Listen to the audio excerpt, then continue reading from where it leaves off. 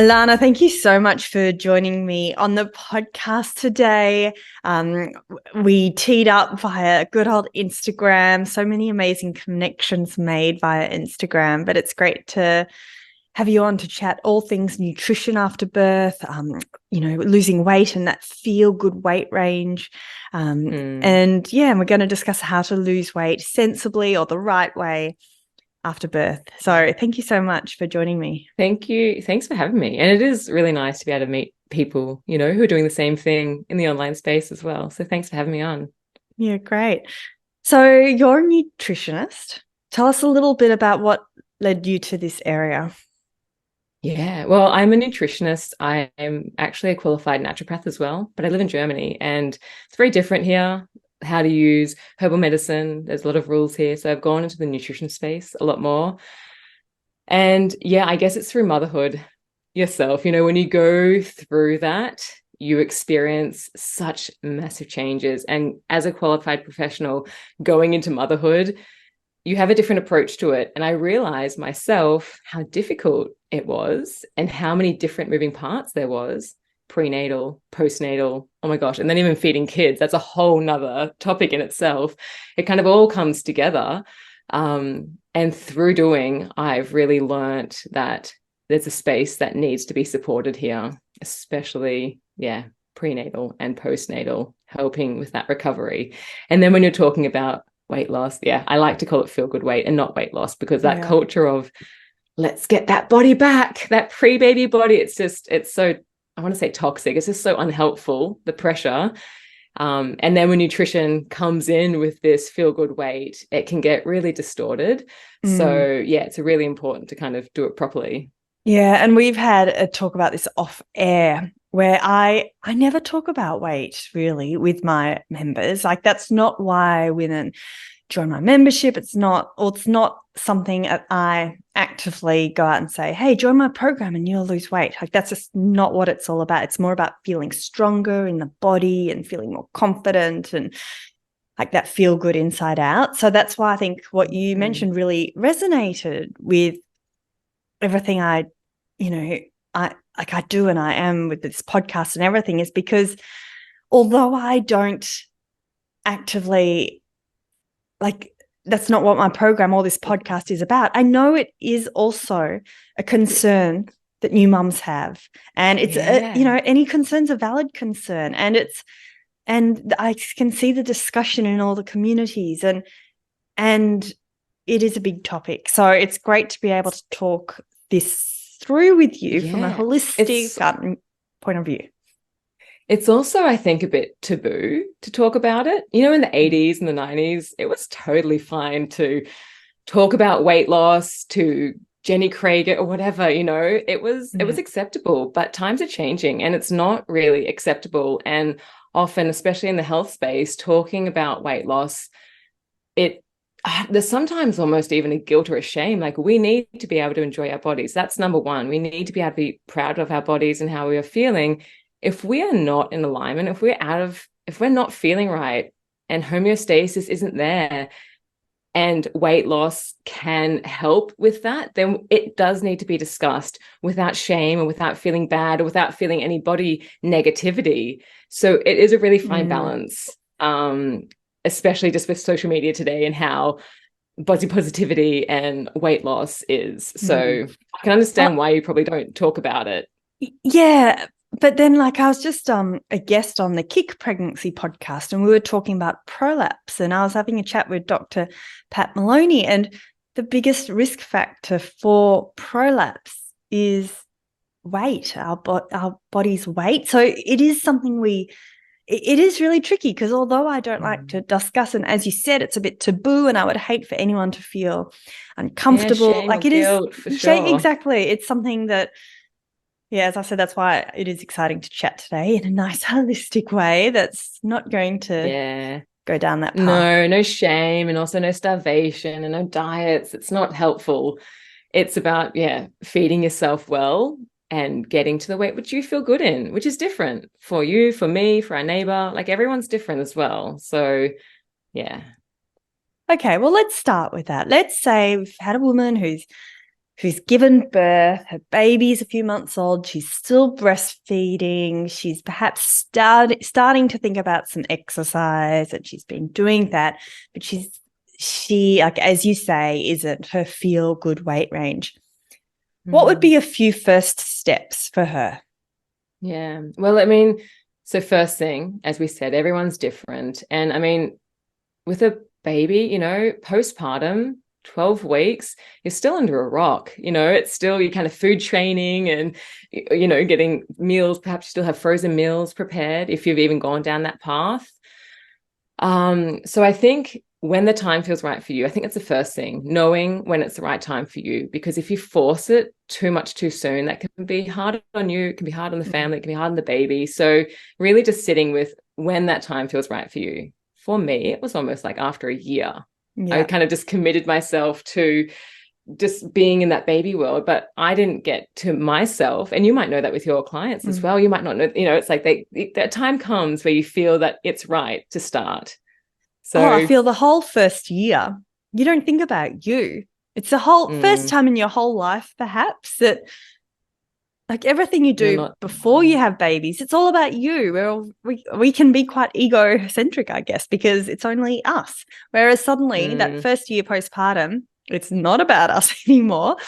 And maybe that is something we potentially need to address, but often the focus is on the baby. So it does take a few months to really come up for fresh air and think, oh, where am I at? You know, regroup.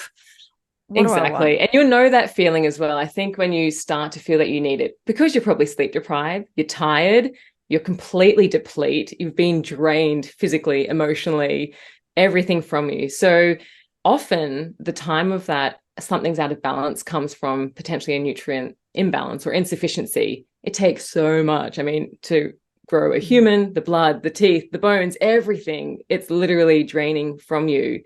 The baby, like the mothers are just a vessel. The baby will thrive and will, you know, the mums come out basically just a skeleton afterwards most of the time. So first thing I think is to really focus on nutrition to get your nutrient repletion. You know, we need to make sure our stores, this is micronutrients, it's macronutrients. We need to get our stores up first, make sure we're nutritionally replete.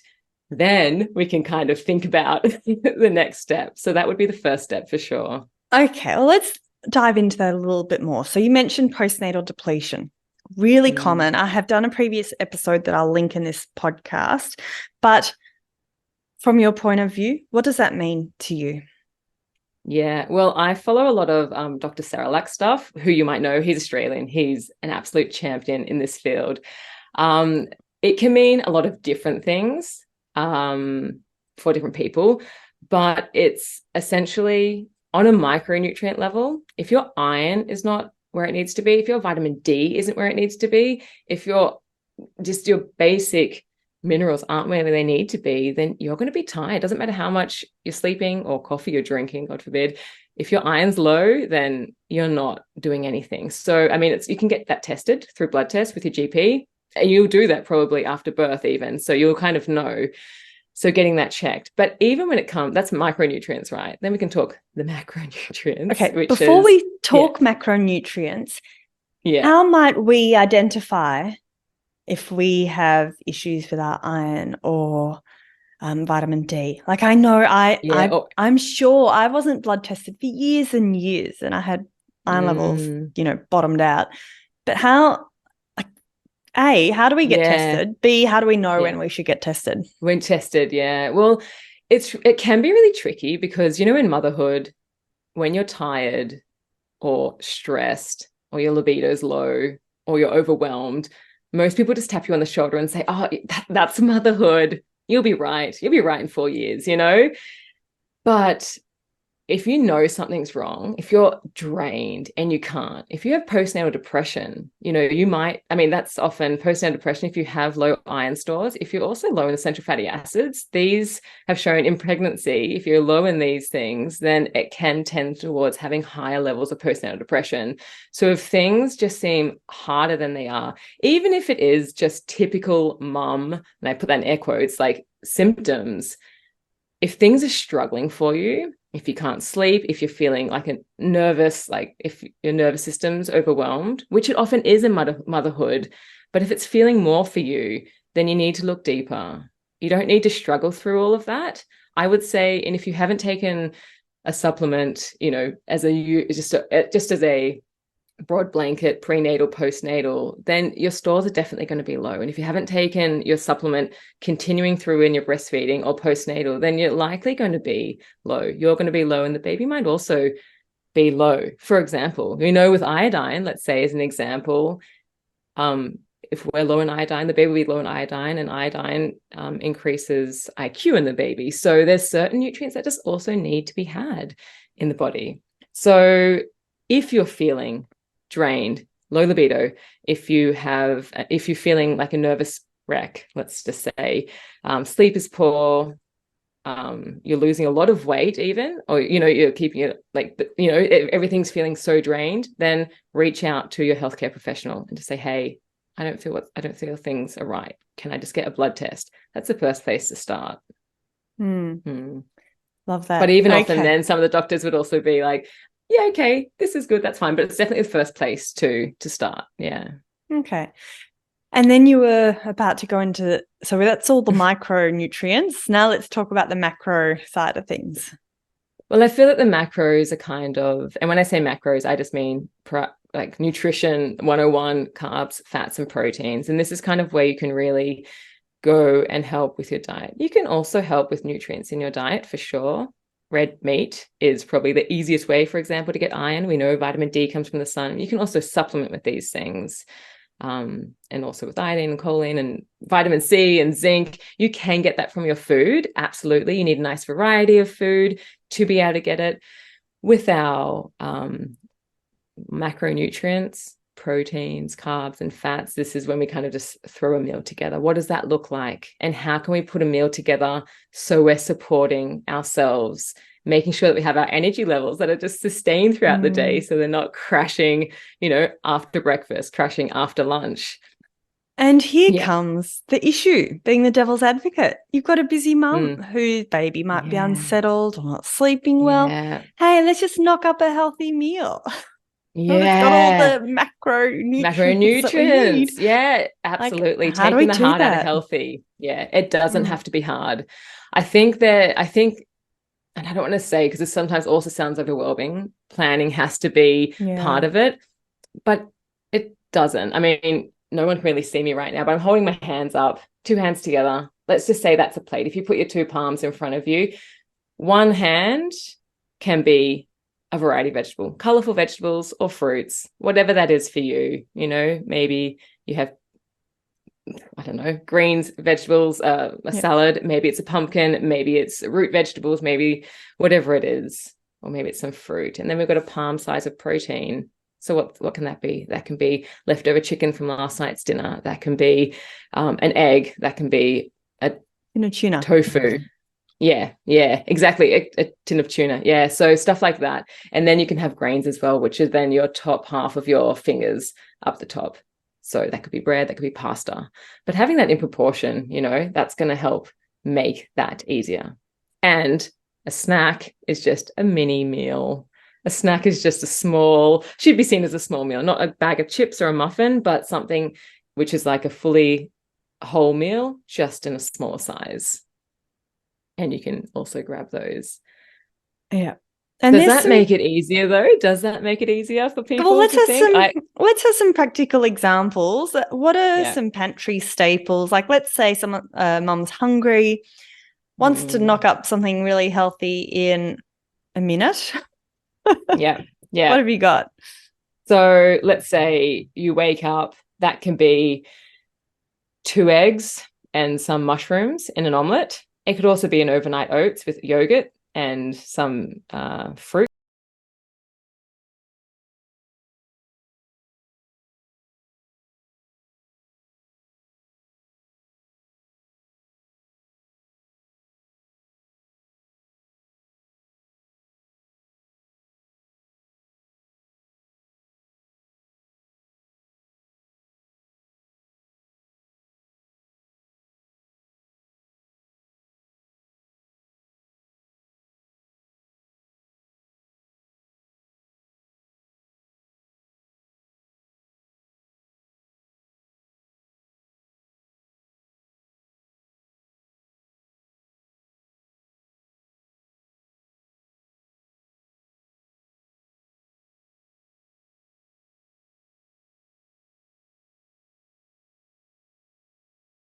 vegetable out of a bag with a nice dressing. Yeah. Packed vegetables, they're my go-to as a parent. Yeah, and I mean or frozen as well. Frozen, actually, nutritionally, the food is picked on the farm and frozen there and then. So from a nutritional point of view, frozen food's also very nutrient dense. They do go soggy though, don't they? The frozen things. Well, I mean, my midweek go-to that my kids also like, I just get frozen broccoli, peas, spinach, put it, in a pan with some coconut milk or stock, whiz it, soup, bread, dip, done. Wait. What was that? So whiz it up.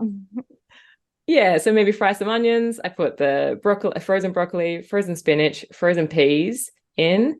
The kids aren't too fond of a coconut milk, so sometimes I'll use a broth. And I'll put it in. I'll cook it up for however long it takes to get soft, and then I blend it. Does that taste nice, like a soup? Yeah.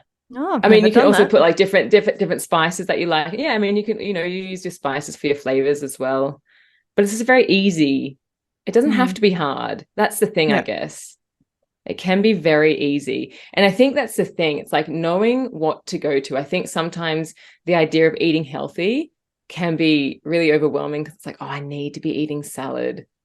And it's not like that. And you know what? And this comes back to getting to your feel-good weight and nutrition as well. If you just eat a toasted sandwich, that's also fine. That's also fine. We need to have a good relationship with food. When we think food is healthy or unhealthy, this puts us into a really hard spot, because if you're not eating healthy, then you often think that, oh, I'm not doing good enough. I'm eating bad. That's not good for me. I'm unhealthy. And that's not often the way. We need to be able to enjoy all food. And if a toasted sandwich, whatever, I don't know, a bag of chips or a tub of ice cream for dinner, if that's what you manage to do, you also need to give yourself grace. That's fine. And then, the next time you eat a meal, see how you can kind of put it together to be healthy. I'm also I work a lot with this, like trying to get out of diet culture as well. That's often a lot to do to segue into the feel good weight. That's often a lot with that, because there's a lot of with the weight, holding on, or even trying to get to a feel good weight. A lot of women will starve themselves. They will also they'll restrict themselves highly because they want to lose weight, so they kind of take out all the things that they love, but that's not sustainable. And if they lose the weight short term, they're still going to love their ice cream, and then they'll end up gaining it again. So it's about finding that balance, and not saying foods are good or bad. And if you feel like a food, also enjoying that food, but knowing, okay, when can I then bring foods in that are going to also nourish myself and potentially a baby as well.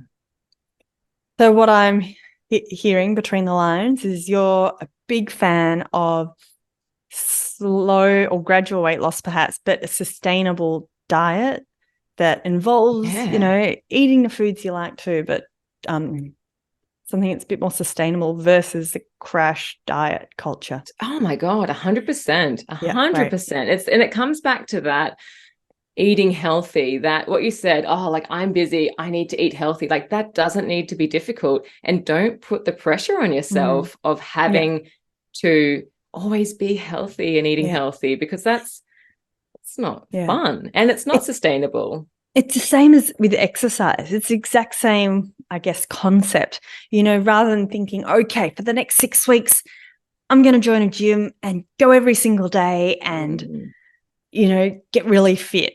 I would much prefer if someone did something, 2-3 times a week, sustainable, put in those building blocks, create that habit. It's all about creating it like that, little habit and those stepping stones, because that over the course of the year, of that consistent exercise pays dividends. And that's where all my mums who end up, back running and really happy with their fitness goals, they haven't done anything crazy or out there. They've literally just come along to 2 Pilates classes a week, gone for a couple of walks a week, exactly. And I think you need to see it as an infinite game. It's not after 6 weeks, you're going to feel this way and that's it, check, health done or fitness done. That would be a very finite way of thinking.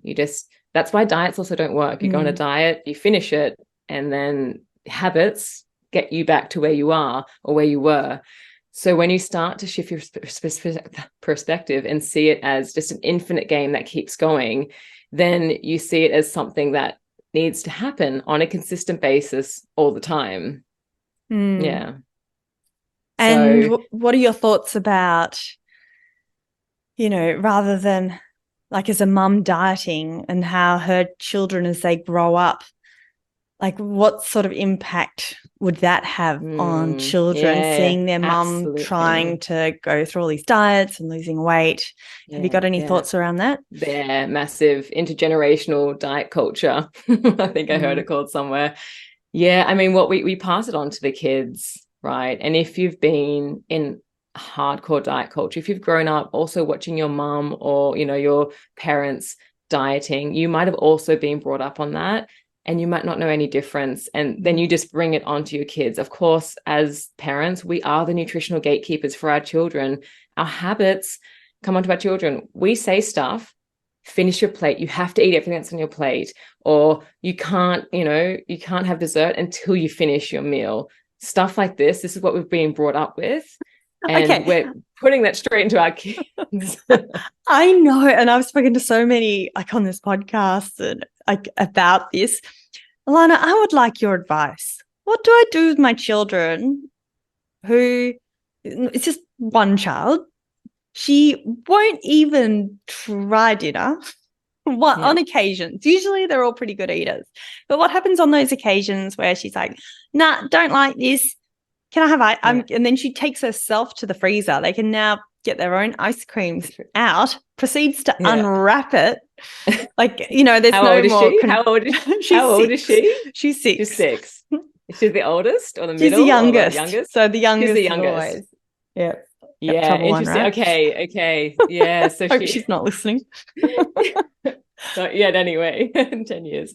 Yeah. So that's interesting. I mean, I think there also needs, kids at that age as well, they still work well with rules. A child until they're 5 years old actually knows how to intuitively eat. They know what they want. So 6, I mean, they're already learning the developmental habits of how to eat, but studies are showing that until a child is around 5, they know what they feel like.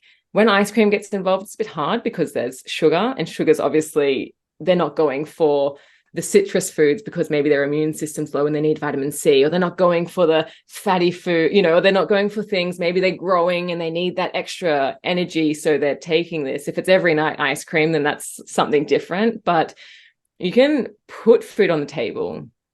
This is what's for dinner. Ice cream's not for dinner. Or if it is just about the ice cream, you could perhaps try something crazy. Some nutritionists or dietitians do this, and I did incorporate it with my children for a while, and I have to say it has helped. You can get a small scoop of ice cream. This is going to sound crazy. Put it in a bowl. Put it on the plate with dinner. Just a small bit. That doesn't need to be a lot. She's going to eat that ice cream, that little bit of ice cream first, and then this is what's for dinner. So you've got whatever you have as your main meal for dinner. And if you have dessert after dinner, you can just give it to them before or with, and a small portion. It doesn't need to be a whole entire wrapped thing on a stick, just maybe a little, if you have a small tub, just a small spoon out. Yeah. So then she has that freedom, because I think children also, they don't have a lot of control in their life. They can close their mouth, and they have this control over their parents that they don't get anywhere else in their life. And all they have to do is push their plate back and say no. And then mum's eyes get fire in them, I spent time cooking this meal. What? I spent an hour cooking this. Exactly. So there are different ways you can try. You can, this is what's for dinner. You can pick what you want. And if it's always the ice cream that needs to be had, whether that's from power struggles or whether that's from I just want ice cream because my tonsils are sore, whatever the reason is, you can put it on the plate and serve it with and be like, that's the ice cream. That's all we're having. We're not having seconds. And this is what else is for dinner. So Alana, what you just mentioned, you're not the first person. I think I interviewed Dr. Kyla. I'll try to remember to put that link in the show notes too. She suggested the exact same thing. Put dessert on the plate with the dinner. And I can do that with lunch, for snacks all together, but for dinner, I just can't bring myself. It's like a holy space. Yeah. Yeah, that's probably something I need to work on. But I say just dessert. Ice cream is just for Friday, Saturday, like weekends. Yeah. Is that all right? And if that's the rule in your family, that's totally fine. Okay. Like that's your family rules, And just because Jane down the road does it differently, well, sorry, like this is our family. And that's okay to have rules. Like cool. We also, kids need boundaries as well. And the thing is if it's like, this is what's for dinner, the kitchen's closed, we're going to have ice cream tomorrow night. Tonight's Friday, we're having ice cream tonight, let's say it's a Monday, we're having ice cream on Friday night. This is going to be exciting. We're going to have sprinkles. What flavor do you want? I'm so looking forward to it. But this is what's for dinner tonight. Yeah. Take what you want. Pick out of it what you want. And if they're hungry, they're going to eat. Maybe they got home late and already got into the ice cream before you saw it, and they just want more, so yeah. Yeah. Anyway, we're digressing. Yeah. We're talking about mum, and here we are. But it's also a mother. Anyone who has a child is going to have to go through that sooner or later. It's all, I think. Yeah, you're feeding a child when you're prenatal, you're feeding a child when you're postnatal, and then you're teaching them to feed themselves. So it's a very big space of you having to take responsibility for someone's and it happens really quickly. It is not very long until they can drag a chair over to the pantry and help themselves to whatever they want. Yeah. Then it's a whole new ballgame.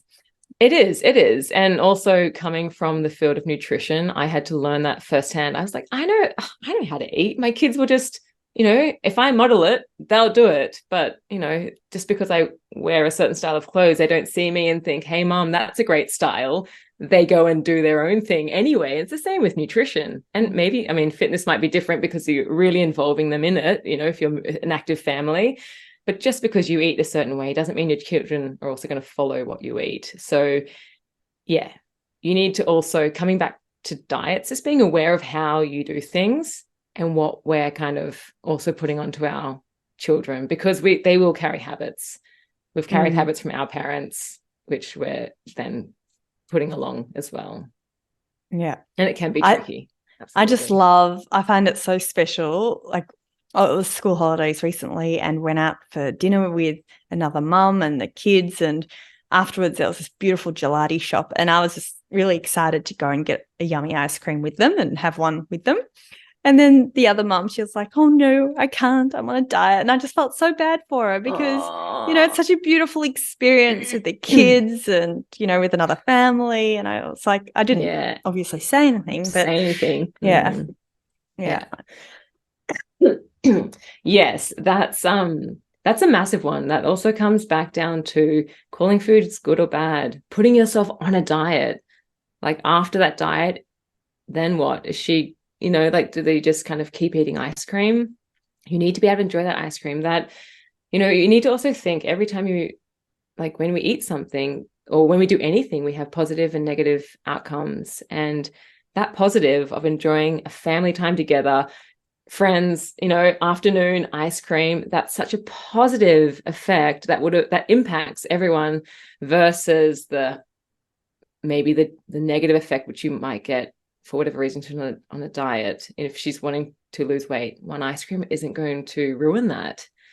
It's not going to ruin that. Maybe if you're on a diet because you have acne and the milk is causing the acne, then okay, there's certain foods that might trigger it. But if it's just for getting for losing weight, then we can't restrict. We know as adults and also with children, restriction only causes them to want that food more.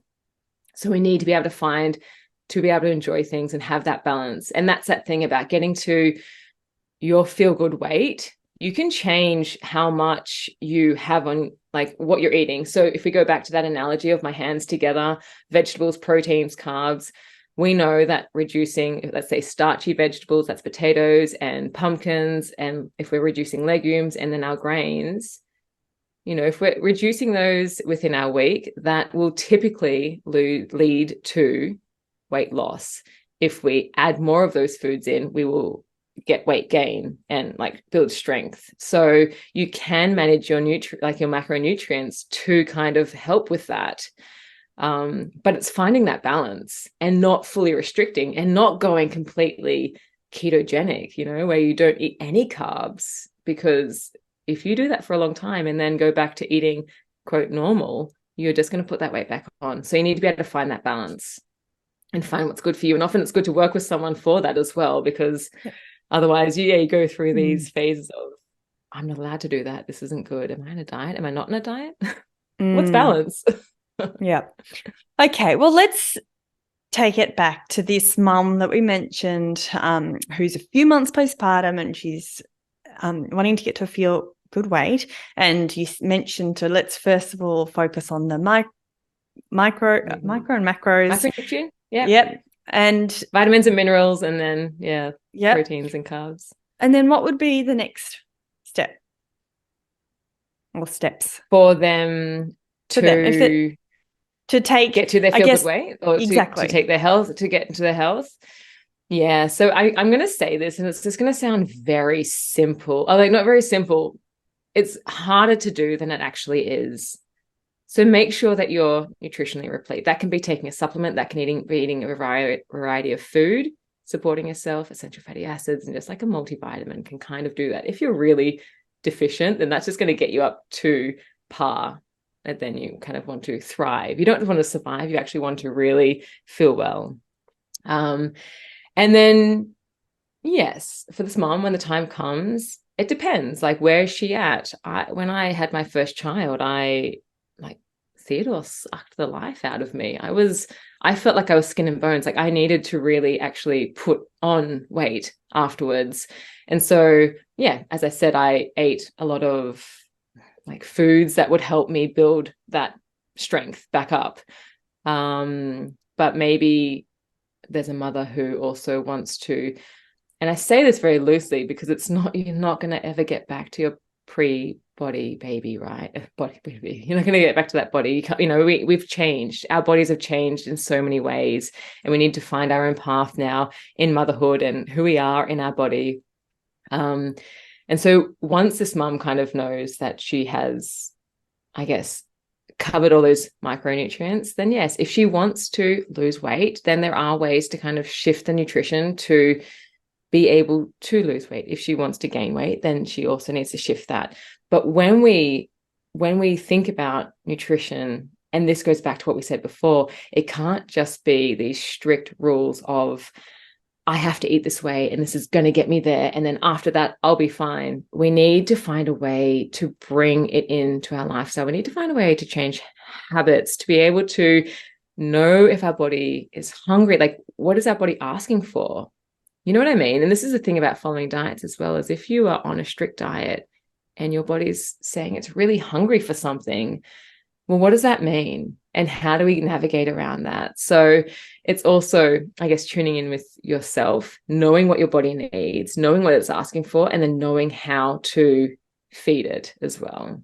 And again, that sounds, I could go like a lot deeper into this, but it's like, it sounds very easy. And I think in essence it is easy, but the day-to-day, when you're struggling with a small child and you've got school pickups and everything else that you have to do, like it does get really difficult. And so, yes. I guess that's where that one-on-one support would be really helpful. If you were seeing someone for this sort of situation, how many sessions might you need to have with them? Or is that like a piece of string? Yeah, it depends. And it depends what they struggle with the most sometimes. And because also, again, telling someone or like working through someone who's been strictly on diets, saying, hey, it's okay. Like, you don't have to be on a diet, and you can have ice cream for dinner if you want, and enjoy it, and know the next morning that you're going to have something different that's going to support your body. Like, that can be really difficult. So it does depend, actually. Yeah, sometimes I work with people like for 12 weeks. I've also worked with people for 6 months sometimes, just to have that transformational change of like accountability. But 6 months does get very long as well, working with someone one-on-one. So sometimes doing it more intense, the motivation's there, and then to kind of keep it going. But yeah, it is a piece of string because it is different. And I think it's also sometimes a whole entire mindset shift of wanting to also make the change and incorporate it as well. And that's a whole other topic, isn't it? Yeah. It is massive in and of itself too. Yeah. It's not an easy, not a simple topic or situation. Okay, so to start to wrap this up, is there anything we haven't spoken about that you think is really important for mums who might be listening? I think we've touched lightly on like a lot of different topics, which each of them could like have a lot of roots that can go deep down. I think what I'd like mums to know is to give themselves grace, especially when it comes with food. Know how to nourish themselves. What that means for them, and like making that easy in their life. Because it doesn't have to be hard. Knowing it doesn't have to be hard. You can eat well, you can eat all foods and still be healthy. And if you're wanting to kind of go deeper in there, then find someone that speaks to you, find someone who speaks your language in regards to this, and seek help then, and go further if you want to be supported more. Yeah. Brilliant. Yeah. Well, on that note, how can women find you? All the places. I'm not even on all the places. I have a podcast as well, the Health After 30 podcast. Talk about it's a lot about, once women have got to 30 and we've kind of realized, we need to sustain health long term, how we can do that holistically, especially in motherhood, with nutrition. Instagram, and then alanabonnemann.com is my website where people can find me. And I'll have all those links in the show notes. Thank you so much for joining me on the podcast today. I really appreciate you getting up early where you're living in Germany. Time difference. Kath, it's been amazing. Thank you so much for having me as well. Oh, absolute pleasure. We'll chat to you soon. Okay, bye. Thanks for listening to the Fitness Mama podcast, brought to you by the Fitness Mama freebies found at www.fitnessmama.com/free. So please take a few seconds to leave a review, subscribe so you don't miss an episode, and be sure to take a screenshot of this podcast, upload it to your social media, and tag me at Fitness Mama so I can give you a shout out too. Until next time, remember, an active pregnancy, confident childbirth, and strong postnatal recovery is something that you deserve. Remember our disclaimer, materials and contents in this podcast are intended as general information only and shouldn't substitute any medical advice, diagnosis, or treatment. I'll see you soon.